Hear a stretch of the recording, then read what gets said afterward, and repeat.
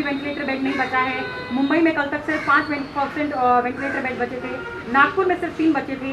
तो plan of action क्या है सर? नंबर ऑफ बेड्स बढ़ाए जा रहे हैं लेकिन केसेस भी उतने ही बढ़ रहे हैं। तो मतलब क्या हमारे पास कोई long term plan of action है बेड अवेलेबिलिटी के क्राइसिस को रिजॉल्व करने के लिए? नहीं, बेड्स बढ़ाने की सूचनाएं सभी प्रशासन को दी गई है और बड़े पैमाने पर मुंबई में वेस्ट एंड ईस्टर्न दोनों इसमें 2,000 बेड्स बढ़ाने का निर्णय हुआ है। उसका इम्प्लीमेंटेशन एकदम ज़बरदस्त तरीके से फास्टली उसको इम्प्लीमेंट किया जा रहा है। पूना में भी कई हॉस्पिटल्स है कि जिसमें बेड्स बढ़ाए जा रहे हैं। प्राइवेट हॉस्पिटल में 500 बेड्स बढ़ाए जा रहे हैं, ससून में कुछ 300 बेड्स बढ़ाए जा रहे हैं, अन्य कई हॉस्पिटल्स है जो बेड्स बढ़ा रहे हैं। तो मुझे लगता है कि जैसा कि अभी पूना में बानेर में 50 है, कॉलेज ऑफ इंजीनियरिंग पूना में 200 बेड्स बढ़ा रहे हैं, जंबो फैसिलिटीज़ 650 कर रहे हैं। ऐसा बीजे जो हमारा ससून है वहाँ पर 300 बेड थे, वहाँ पर हम 500 बेड्स कर रहे हैं। तो बेड्स की जो संख्या है वो बढ़ा रहे हैं, लेकिन सिर्फ बेड्स बढ़ाने से नहीं होगा, उसमें स्ट्रिक्टली एडमिशन टू हॉस्पिटल, ये जो सबसे अहम मुद्दा है, ये बहुत ज़रूरी है कि वो सेंट्रलाइज होना ज़रूरी है। मैं तो ये कहूँगा कि मुंबई का जो पैटर्न है वो मुंबई का पैटर्न पूरे महाराष्ट्र में इम्प्लीमेंट होना चाहिए। यहाँ पर जो सेंट्रल एडमिशन प्रोसीजर है वो सबसे बेहतरीन प्रोसीजर है, क्योंकि पूरे सैंपल्स के रिपोर्ट्स सेंट्रली लेकिन सर मेरा सवाल वेंटिलेटर बेड्स को लेकर के था, क्योंकि बाकी आपने ठीक कहा कि एसिम्प्टोमेटिक पेशेंट्स होते हैं, लेकिन वेंटिलेटर तक पहुंचते मरीज की स्थिति बहुत ज़्यादा खराब हो जाती है। और अभी सबसे ज़्यादा कमी जो है वो वेंटिलेटर बेड्स की ही है। नागपुर शहर, पुणे शहर, मुंबई भी इंक्लूडेड है उसमें सर। वेंटिलेटर्स की संख्या नहीं कम नहीं है, लेकिन वेंटिलेटर्स को कभी कभी ऑपरेट करने के लिए जो लोग रहते हैं, समझो पूना सिटी है, पूना सिटी में वेंटिलेटर्स को ऑपरेट करने के लिए जो फिजिशियन, इंटेंसिविस्ट और जो एनेस्थेटिक्स लोग चाहिए वो मिल सकते हैं। लेकिन पूना के जो अलग अलग तालुका प्लेस है, ब्लॉक प्लेसेस है, वहाँ पर भी हमारा DCHC या DCH है, यानी हम कोविड हॉस्पिटल भी वहाँ पर है, वहाँ पर भी वेंटिलेटर्स लगाए हुए हैं, लेकिन वहाँ पर जो डॉक्टर्स की संख्या है वो कम होते हुए वो उसमें डेयरिंग नहीं कर रहे। हमारा ये प्लान है अभी कि वेंटिलेटर्स को पूरी तरह से ऑपरेशनल करना है। महाराष्ट्र के हर तालुका में जहाँ जहाँ भी वेंटिलेटर्स उपलब्ध है वहाँ पर वेंटिलेटर शुरू रहना चाहिए। वहाँ पर अगर हमारे गवर्नमेंट के पास फिजिशियंस कम है या इंटेंसिविस्ट कम है तो हम प्राइवेट इंटेंसिविस्ट की या फिजिशियन की सर्विस लेके हम उनको शुरू करना चाहते हैं। और रहा सवाल एक बार इंट्यूबेट करने के बाद, वेंटिलेट करने के बाद जो ऑपरेशन करना पड़ता है, जैसा कि ऑक्सीजन का फ्लो कम ज़्यादा करना पड़ता है टाइमली, जो ज़रूरत है उस हिसाब से, उसके लिए भी ट्रेनिंग देने का काम हम ऑनलाइन करने जा रहे हैं। तो मुझे लगता है वेंटिलेटर की जो स्थिति है, वेंटिलेटर कम है ऐसा बिल्कुल महाराष्ट्र में नहीं है। वेंटिलेटर बहुत बड़ी संख्या में है, उसको ऑपरेशनल स्किल्ड हैंड्स जैसा चाहिए, वो जो स्पेशलाइज्ड हैंड्स चाहिए, उसकी ज़रूर तालुका प्लेसेस में कम है। तो मैं उस पर पुणे शहर और नागपुर शहर, आपने कहा कि वेंटिलेटर बेड्स की कमी नहीं है, टेक्नीशियंस की कमी है, लेकिन पुणे शहर में आज की तारीख में एक भी वेंटिलेटर बेड नहीं है। नागपुर शहर में सिर्फ 3 बचे हैं। मुंबई का कल तक का आंकड़ा था कि सिर्फ 5% बचे थे। टोटल जो वेंटिलेटर बेड जो है उसके सिर्फ 5% बचे हैं। तो क्वेश्चन ये है सर कि टेक्नीशियन की आई एम श्योर कि वो शॉर्टेज है, लेकिन बेड्स भी अवेलेबल नहीं है। और ये अगला सवाल मेरा कि इसके लिए लॉन्ग टर्म में क्या प्लान है? अभी आप बेड्स बढ़ा रहे हैं जैसा कि आपने हमें बताया, 2 सवाल, इमीडिएट प्लान क्या है to tackle with the situation, और सेकंड लॉन्ग टर्म प्लान क्या है इसके लिए वेंटिलेटर बेड्स के लिए खासकर सर? नहीं, देखिए वेंटिलेटर बेड के लिए सर मुझे एक ही है कि वेंटिलेटर के ऊपर कब आता है व्यक्ति, वेंटिलेटर के ऊपर तभी आता है जब अर्ली डिटेक्शन नहीं होता है। अगर अर्ली डिटेक्शन होगा, अगर ट्रैकिंग ट्रेसिंग परफेक्टली होके सिम्टम दिखने के बाद इमीडिएटली हॉस्पिटलाइज होके अगर उसको हम प्रॉपरली ट्रीट करेंगे तो he will not land into the ventilation यानी कैटेगरी। तो वेंटिलेशन कैटेगरी में न जाए इसकी भी कोशिश होना ज़रूरी है, और वेंटिलेटर्स की संख्या, बेड्स की संख्या भी बढ़ानी ज़रूरी है।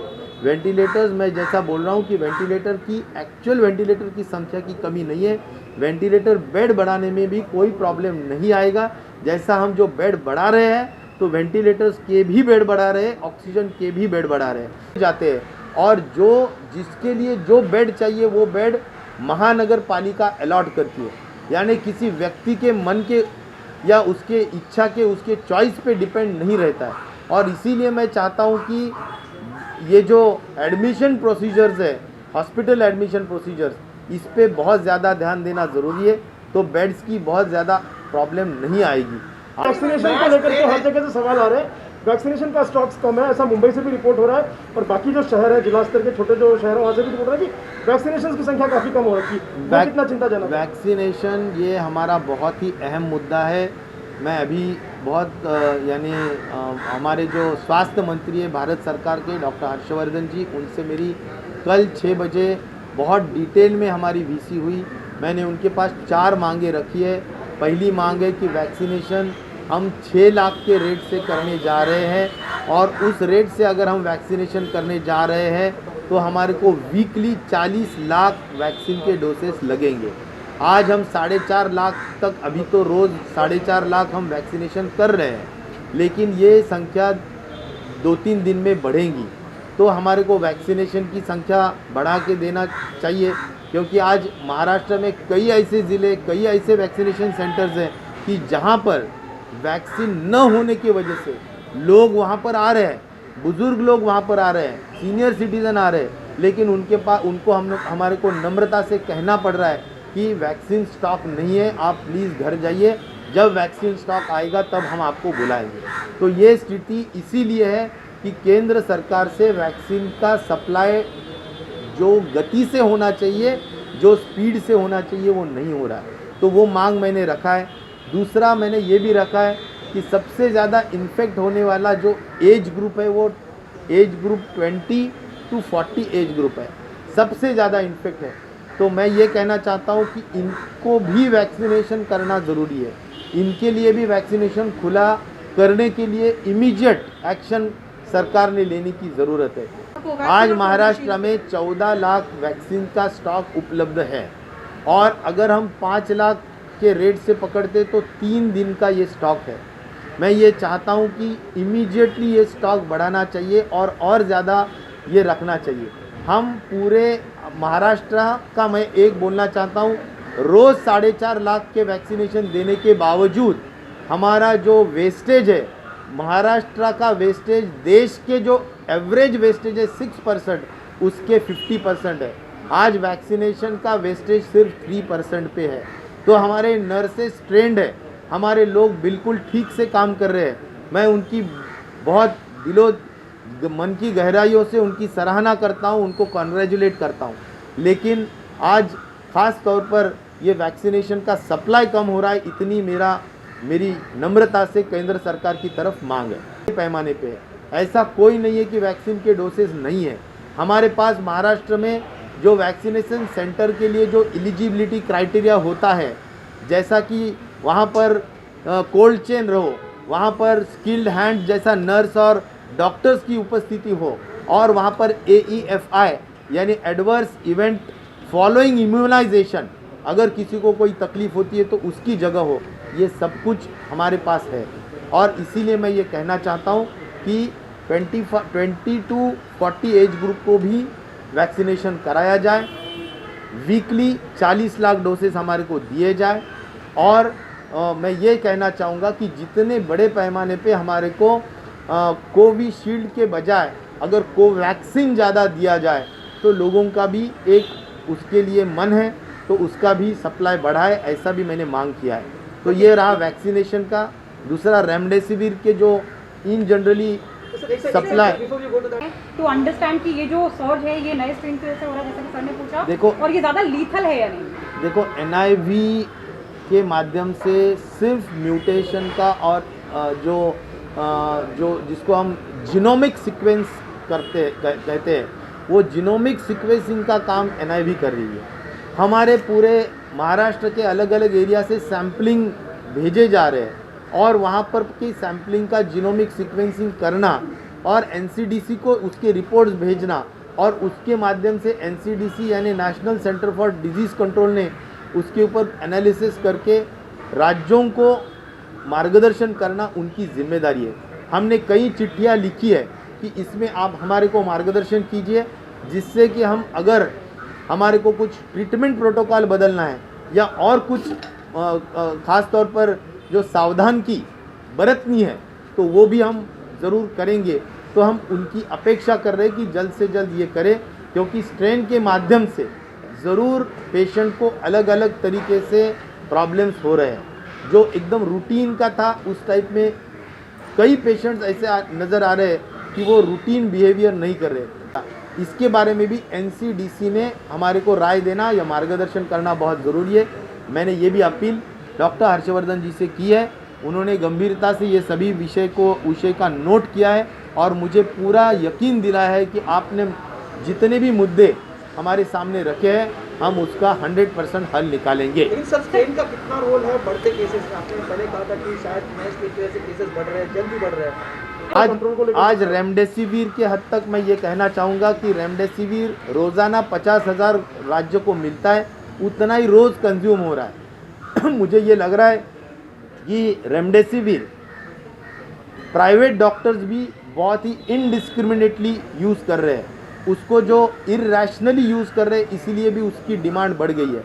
तो मैं पूरे प्राइवेट डॉक्टर्स को ये नम्रता से कहना चाहता हूँ कि जो टास्क फोर्स कमेटी ने जो प्रोटोकॉल दिया है 23 मार्च को जो इशू किया गया है, उसको अगर बारीकी से देखा जाए तो उन्होंने 5 कैटेगरीज किए हैं पेशेंट के, उसमें ए, बी एंड सी के लिए रेमडेसिविर नहीं यूज़ करना चाहिए।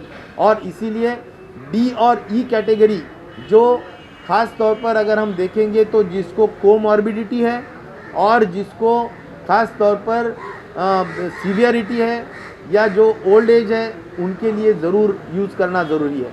तो मैं ये चाहता हूँ कि रेमडेसिविर का इरेशनल यूज़ बंद होना चाहिए और स्टॉकिस्ट के लोग जो आज स्टोर करके कुछ ब्लैक मार्केटिंग कर रहे हैं, कुछ लोग 3,500 में रेमडेसिविर बेच रहे हैं, कुछ 4,000 में बेच रहे, लगे वो प्राइस में बेच रहे, ये एकदम गलत बात है। मैं ये चाहता हूँ कि इसके ऊपर मैंने 2-3 लोगों की एक कमेटी अपॉइंट की है डॉक्टर शिंदे के अध्यक्षता में, उसकी रिपोर्ट कल तक आ जाएगा और जो रेट फिक्स होगा मैक्सिमम 1100 टू 1400 के बीच में वो रेट होगा, वही रेट से रेमडेसिविर का परचेस होना ज़रूरी है। और मुझे लगता है अगर कोई ज़्यादा रेट से बिलिंग करेगा तो उसके ऊपर एपिडेमिक डिजीज़ एक्ट और डिज़ास्टर मैनेजमेंट एक्ट के तहत उसके ऊपर कार्रवाई करने का आदेश हम कलेक्टर्स और कमिश्नर को देंगे।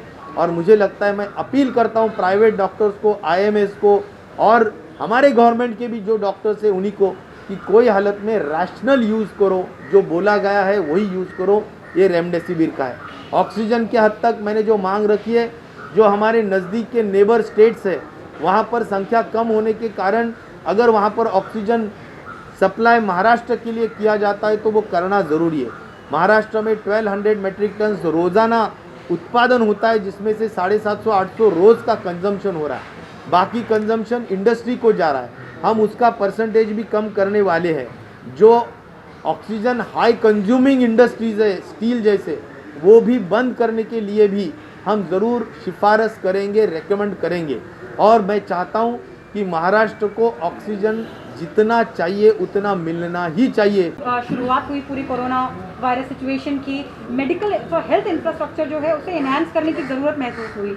तो पिछले साल से लेकर इस साल के बीच में पिछले 12 महीनों में क्या महाराष्ट्र सरकार में कोविड नॉन कोविड अलग नहीं कर रही हूँ, साथ में मिला के मेडिकल इंफ्रास्ट्रक्चर को एनहांस कर पाई या नहीं, in terms of number of beds, in terms of hospital facilities, in all these parameters? देखिए, हमारे पास सभी इसमें हमने मेडिकल फैसिलिटीज़ को रैंप अप किया है। मैं ये कहना चाहता हूँ कि लाखों बेड्स, नॉट इन 1000, लाखों बेड्स हमने तैयार किए, जंबो बेड्स और जंबो हॉस्पिटल्स तैयार किए। टेस्टिंग की फैसिलिटी इतने बड़े पैमाने पे है कि महाराष्ट्र, जो कहा जाता है कि महाराष्ट्र में आज पर मिलियन टेस्टिंग 1,70,000 के दरमियान हम पर मिलियन टेस्टिंग कर रहे हैं।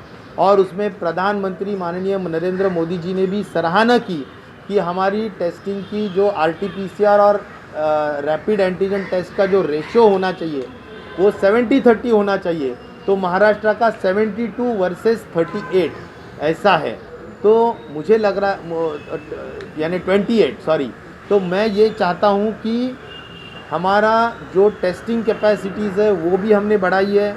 टेस्टिंग हम रोज़ाना करने के लिए बोल रहे हैं, बड़े पैमाने पे ट्रैकिंग ट्रेसिंग भी कर रहे हैं, ट्रीटमेंट प्रोटोकॉल्स अलग तरीके से भी हमने निकाले हैं और आज जो लेटेस्ट है वो भी हम कर रहे हैं, और सारी सर्विलेंस, ये भी सर्विलेंस का काम भी कर रहे हैं, और स्प्रेड न हो, ब्रेक द चेन, इसके लिए भी कोशिश कर रहे हैं कि चेंजेस हुए हैं। तो ये मुझे लगता है कि इसके बारे में अथॉरिटी NCDC है और उन्होंने मार्गदर्शन करना ज़रूरी है। टास्क फोर्स उनके कांटेक्ट में है। इंफ्रास्ट्रक्चर का बहुत बड़े पैमाने पे किया है, बहुत बड़े पैमाने पे किया है।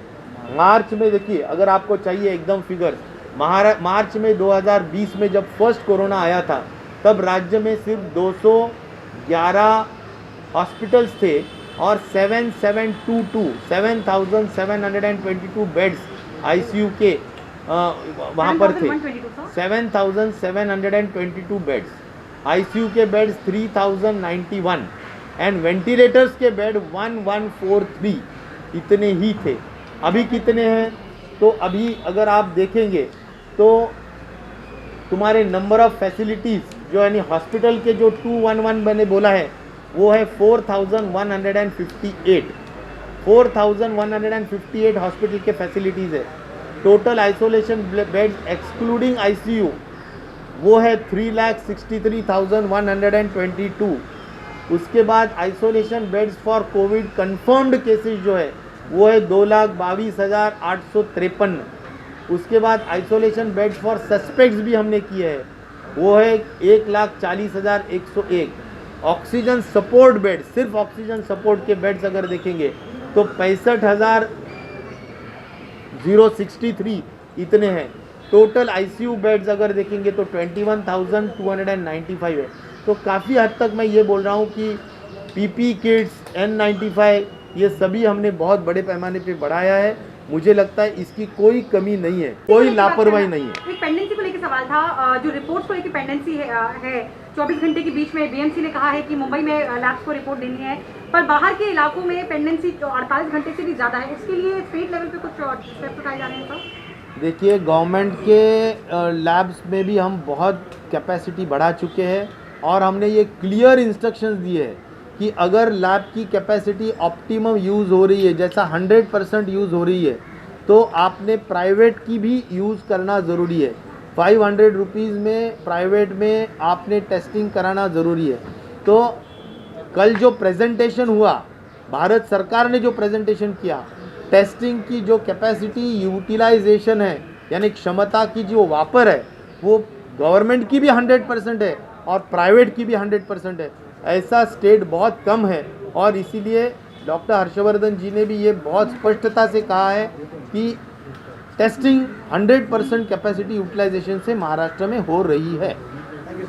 कैपेसिटी तो हम कर रहे हैं। मैं इतना ही कहना चाहता हूँ कि we are very honest in everything whatever we are doing, we are very transparent, और इसीलिए हर एक्टिव केस दिखाई जाती है, हर मृत्यु की केस दिखाई जाती है। पता नहीं अलग राज्यों में रिपोर्टिंग भी हो रहा है कि नहीं, RT-PCR लैब्स भी इतने बड़े पैमाने पे है या नहीं, वहाँ पर टेस्टिंग होती है या नहीं, ये सभी चीज़ें। नहीं तो अलग अलग जगह पे तो इलेक्शन चल रहे हैं, कुछ मास्क नहीं है, बड़े पैमाने पे भीड़ दिख रही है, वैक्सीनेशन में सबसे कम है, और मैं ये कहना चाहता हूँ कि वहाँ पर क्यों नहीं दिख रहे, या डेथ्स हो रहे वो रिपोर्ट ही नहीं हो रहे कोविड में। हमारे यहाँ पर तो मैं बोल रहा हूँ कि हर डेथ ये हमारी यहाँ पर रिपोर्टिंग हो रही है। और हमारा जो सबसे अहम मुद्दा है वो है हमारा केंद्र बिंदु अगर कोई है, हमारा फोकस पॉइंट अगर कोई है तो वो रुग्ण है, वो हमारा मरीज़ है, वो हमारा पेशेंट है, और उसका हित देखने का काम उसका हमने देखे। आज तक हमने, आपका जो सवाल है, हम हर मेडिकल फैसिलिटीज को लेकर नहीं, हमने हर स्पेसिफिक नहीं था, हम हर चीज़ में, जैसा कि अभी HRCT में 2000 पे कैपिंग किया है, ये जो मास्क हमने पहना है वो 19 रुपीज़ पे कैपिंग किया है। Maharashtra is the first state. अभी हम ये भी जो रेमडेसिविर के रेट जो हाइप हो गए हैं उसके ऊपर हम 1200-1100 के ऊपर लेवल पे हम कैपिंग कर रहे हैं। तो RT-PCR के माध्यम से मैं तो बोलता हूँ Maharashtra is the lowest in the price, 500 rupees for RT-PCR। तो मुझे लगता है कि हमारा जो केंद्र बिंदु है वो है हमारा मरीज़, और उसका हित देखना या उसका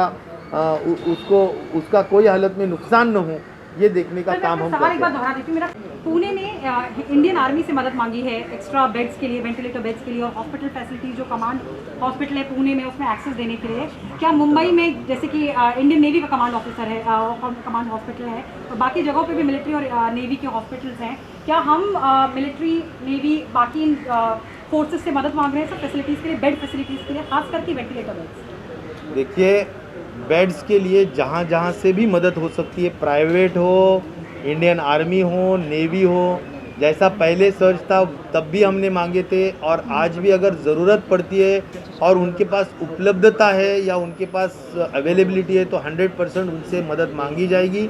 लोगों को मदद करना यही हमारा मेन धर्म है, हमारा काम है। तो इसीलिए पूना में अगर ज़रूरत पड़ती है तो हम ज़रूर इसकी मांग करके लोगों का जो डिमांड है वो हम सफाइज करेंगे। आज आजच्या यामध्ये मी आपल्या कैसे मतलब आप बढ़ाना चाहते हो कि युवाओं को? मुंबई में 3000 यूनिट्स ब्लड उपलब्ध है, और महाराष्ट्र के अन्य राज्यों में 25,000 से 30,000 के दरमियान यूनिट्स उपलब्ध है। रोज़ाना 5000 के दरमियान ब्लड का यूनिट्स का कंजम्पशन है। तो हमारे पास 5-6 दिन के भीतर ब्लड के लिए हमारे पास आज उपलब्धता है। तो इसीलिए अप्रैल और मई महीना ऐसा होता है कि जहाँ पर ब्लड डोनेशन कैंप्स थोड़े कम होते हैं। उसकी वजह है कि बच्चों को कॉलेजेस के छुट्टियाँ होती है, IT के लोग भी बड़े पैमाने पे ये रक्तदान नहीं कर पाते हैं, और इसीलिए कैंप्स बढ़ाना ज़रूरी है। और मैं सभी रक्तदाताओं को, और ख़ास तौर पर NGOs को, ख़ास तौर पर जितने भी संगठन, सामाजिक संगठन काम करने वाले लोग हैं, उनको अपील करता हूं कि आप ज़रूर मुंबई में भी और अन्य ज़िलों में भी रक्तदान, कोविड को मद्देनज़र रखते हुए, कोविड अप्रोप्रिएट बिहेवियर का पूरा अनुपालन करते हुए आप ज़रूर रक्तदान कीजिए। रक्तदान श्रेष्ठ दान है, और रक्त यानी मैं ये बोल रहा हूँ कि खून के बारे में मैं इतना ही कहना चाहूँगा कि उसको शेल्फ लाइफ 14 डेज से ज़्यादा नहीं रहती है, और इसीलिए आपने फ्रेश रक्तदान करना, ये जो कई सालों से चली आई जो हमारी परंपरा है, उसको छेद न मिले, परंपरा को छेद न मिले। आज कोविड के परिस्थिति में मुझे लगता है कि जो रक्तदान की ज़रूरत है वो रक्तदान आप ज़रूर करेंगे। कोरोना संक्रमण वजह है क्या जिस तरह से कोरोना फैल रहा है? ऐसा कोई कोरोना संक्रमण का वजह भी है। आज हमने जैसा कि ब्रेक द चेन के वजह से काफ़ी रेस्ट्रिक्शंस लगाए हैं, उसके वजह से भी रक्तदान कम हो रहे हैं। लेकिन रक्तदान के लिए कोई निर्बंध नहीं है। आप अपने जो भी ब्लड बैंक से उनको बुलाइए, रक्तदान कीजिए। हमारे जो गवर्नमेंट के हॉस्पिटल्स हैं उनके पास अप्रोच कीजिए, वहाँ पर भी आपको रक्तदान करने के लिए पूरी सहूलत दी जाएगी, और आपको पूरी उसके लिए जो भी चाहिए वो मदद की जाए। Thank you.